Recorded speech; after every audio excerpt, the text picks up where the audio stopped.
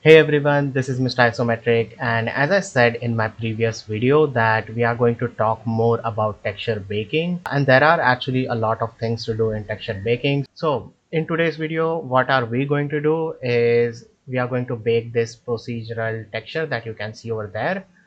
We are going to bake this into an image texture. Now we can also use another UV map if we want, but right now this UV map is kind of useless because we are not using the UV coordinate in this situation. So as you can see, for this procedural material, I'm using object coordinate inside the noise texture, and that noise texture is going inside the color input. So if I was going to use the UV coordinate, which is this first map, first of all, I wouldn't do it this way. I would actually remove this, make a UV node, and then I would select the first UV map, and then I input it over here. And then you can go ahead and scale this UV map if you want. But in that case, you cannot bake on top of this UV map. You need to create a new UV map for that. So if you have a scaled version of this UV map, you just need to create a new UV map, and then whatever the image we are going to use, you have to plug that over there. So we will do that. So for now, let's remove this. And by the way, if nothing is plugged in, generated coordinates are used. So make sure that you have Node Wrangler add-on turned on, by the way,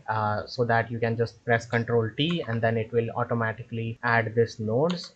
You mostly don't need mapping node, but if you are using mapping node, do keep that. I'm just going to switch it to the object coordinates, and let's start with the baking. So for baking, you need to be in Cycles render engine because baking depends on the rays, and Cycles is a ray traced engine, so it has rays in it. Also, the render settings in the render properties, you need to make sure that samples are not too high. You can make it like 128, 200 or something like that. I'm gonna keep it at 128. Color management, it does depend. It is right now set at filmic. We can set it to AGX if we want. Now let's go into the bake section. Now as you can see, it is right now set to bake type to combined. We only need to bake right now the color information, which is the base color. So we are going to select the base color, and the base color is actually called diffuse. So select the diffuse. Now as you can see in my scene right now, I'm in the rendered view. I have this lamp right now, and if you want to bake this lighting information as well on the texture, then you can keep direct and indirect. Else if you don't want that, you can uncheck them. Now some of the settings are dependent upon the texture itself. So what we need to do next is, as you can see, this cube has this cube material over there. So let's do Shift A, and then I'm going to type in image, and we are going to create a new image texture. Inside that, we need to plug our UV map. So just search for UV map, and I think there it is. And I'm going to select this UV map and plug that over there. Now we need to create an image on which we are going to store all this diffuse information. So click on the plus icon, and we are going to create a 2K image. Um, we are not going to keep the alpha channel, we don't need it. And you can keep whatever color you want for it.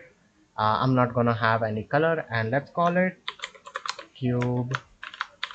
Naming doesn't matter also, like you can keep any name you want. So I'm gonna create a new image now, select the image, and yeah, that's it.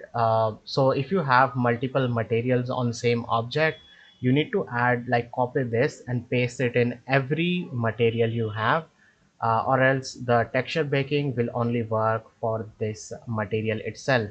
So that is a little bit tedious part if you have too many materials on same object, but at the end the output is really good. Like, the baked textures are really useful to export it to the other softwares. Now I have selected this image texture, and you need to make sure you have selected your object as well. Now all we need to do is click on the bake button and wait till this texture bakes itself. Okay, so in the edit mode, as we can see, we got our texture baked on this image that we created. but you can also see that we have a little bit of bleeding, or you can say margin for the texture. It is useful, but if you want to remove that, as you can see over in the bake section, we have this 16 pixel of margin, so we can reduce that to 8 pixels. And also clear image, make sure you check that. So before baking any previous bake, it will get erased, and our target is image texture. So let's just get out of the edit mode and let's hit the bake button again, and you will notice that our margin, it will now get reduced. Okay, so it is done. Now our margin has become really small. It is like almost 8 pixels, which is almost nothing. You can also go down 1 or 2 pixels, but I will always recommend you to have a little bit of margin with your textures. So now we have a baked texture. So let's go into the object mode, and if I plug this in the place of base color, you'll see no difference, but the render time has become faster because rendering an image texture is much faster than rendering a procedural texture. So if you have a huge procedural mess or huge procedural texture, then you can easily bake the color information, and then your render times will reduce. So this is a part of optimization.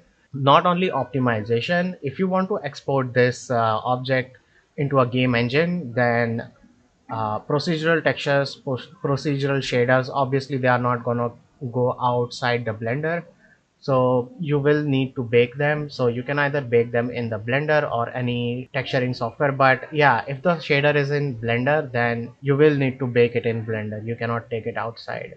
So yeah, that's how you bake it. But we should also try one thing out. I have selected my image texture again.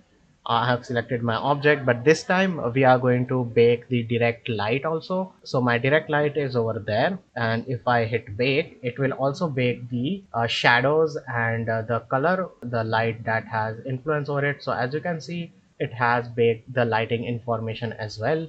So if I now hide the point light, and if we plug this in, you'll see that we have this kind of a lit. Okay, so it was almost dark, but it is still visible a little bit over there. So as you can see, I'm viewing this image texture right now, and it is lighter, or you can say more bright over that side. So that's how you can bake the shadows if you want. So indirect is actually bounce lighting, and I don't think we have that. So if we had a plane with some diffuse color that is being applied over here, like reflecting on this cube, then that light would also get baked. Right now we don't have it, but that's how direct and indirect works. Usually I don't use that, usually nobody uses that.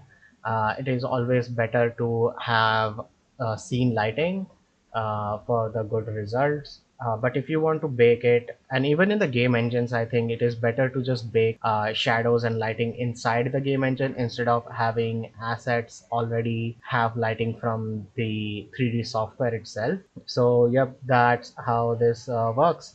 How to texture something with one UV map onto the another. Okay, so now we have our image texture. We don't need to use this procedural anymore. So we can directly go ahead and plug this into the base color. Now as you can see, this is using our UV map 1. So if I create another UV map, which is UV map.001, and suppose I want to have a different UV arrangement. So if I you and then do a smart UV project, now as you can see, this is a much more optimized version of UV map. So we can also go ahead, select everything, and then pack this island. So let's pack islands. So now we have packed the island. So now we have two UV maps. We have this first UV map, and we have second UV map. So this will also work with the procedural shaders as well. But I'm just going to show you, what if you have a image texture, but you want your own custom UV maps. So for that, what you need to do is you need to create another image texture. So let's create a new image texture, and let's have this node again, shift D. Let's plug that over there. Now you need to plug our new UV map. So And we need to also create a new image texture. Let's call it cube fuse 2. So now we have created a new image, and this image is totally blank, so we are going to bake from that image to this one. So for that we need to go to the bake section again. Indirect is selected. Okay, 8 pixels. I'm going to make this 0, so I don't need any margin, or let's just make it 1 pixel. So now let's just hit bake. So this should bake from our this map to this map, and in the UV editor we have selected our UV map .001. You also need to make sure that you have selected it over here. Your camera is on that. So three things to select: first your new image, your object, and your new UV map. And now as you can see, we have this texture baked from that texture to this texture on our new UV map. So that's how you bake from one UV map to another. Now this can be also done with the procedural texture as well. So if I plug that over there, now it will only bake on my second UV map like that. And if I hit bake, the results will be a little bit much better, because this UV map is unwrapped by us and it is taking maximum space in the UV island. So yeah, that's how you bake it. There is another scenario, and let's talk about that scenario. So suppose if you have two materials on same object, then let me create a new material and let's call this as cube red, and then we will call this as cube blue. Okay, let's go ahead and make this blue like that. Okay, and let's go and select some parts of it. Okay, so this portion of the cube, it is going to be assigned blue, and let's control I to invert it, and then let's go over there, and this is going to be assigned as the red part. So let me make it red as well, so something like that. Okay, so now we have two different faces that are colored different. So what are we going to do is we need to bake this on one single image texture. I'm going to remove the first UV map because it is not optimized that much, so I'm going to remove that. And now in the both materials, we are going to press shift A, image texture. Let's create new, and let's say it is our cube color combined. Okay, let's create a new image, and now we need to input the UV map as well. I just do this for security reasons. It is always good to plug the UV map in. So now select the both of them, Control C to copy it, and we are going to paste it in the other shader as well. Okay, we cannot copy it for some reason, and copy and then paste. Okay, I don't know why shortcut didn't work, but it's fine. Now we have pasted the same texture in both of them, and you need to make sure that you have selected this image texture in both of them. It is selected, and we have selected our object, and now we are going to go into the render properties and we are going to click on bake. So now this will bake this both materials diffuse information on one single image texture. You can also scroll down and open that up. So as you can see, it has successfully baked everything in this one image texture. Now you can take this outside into the Photoshop or any image editing software. You can bake, you can also edit the texture over there if you want. But yeah, this is a really handy thing to do with this baking feature of Blender, which is very underrated. And also not only diffuse, but you can bake like ambient occlusion, shadows, position, normal, all of these things that you see over here. Now transmission can get a little bit tricky to bake, so I usually never bake the transparent textures, because it is better to just make available, like use available transparent shader, like in game engines if they have their own shader for glass and transparent objects. So I usually use that. For transparent objects, I will recommend to use roughness and color maps for that, and ambient occlusion, stuff like that, but never bake the transparency. Personally, I don't like it. so do whatever you want. But yeah, that's how you use baking feature of Blender. Now in future, if I found out something interesting to bake or talk about something related to this topic, I will make a video. And for that, stay tuned by subscribing to the channel and ringing the bell notification icon. If you learned something new from this video, please hit like and share it with your friends or in your Discord server. It will help this channel to grow. And yeah, hope you all learned something new. If you have any doubts related to any of the tutorials, you can either comment them in the comment section below, or you can join my Discord server and ask doubts over there personally. I will make sure to reply to you as soon as possible. And yeah, project files usually they get uploaded on Kofi, and I'm saying usually because like uploading this project file doesn't make sense. So yeah, this won't be uploaded, but there are some project files that have been uploaded there, and they will always stay free for you guys to use it. So yeah, thank you all so much for watching. I'll see you in the next video. Bye bye.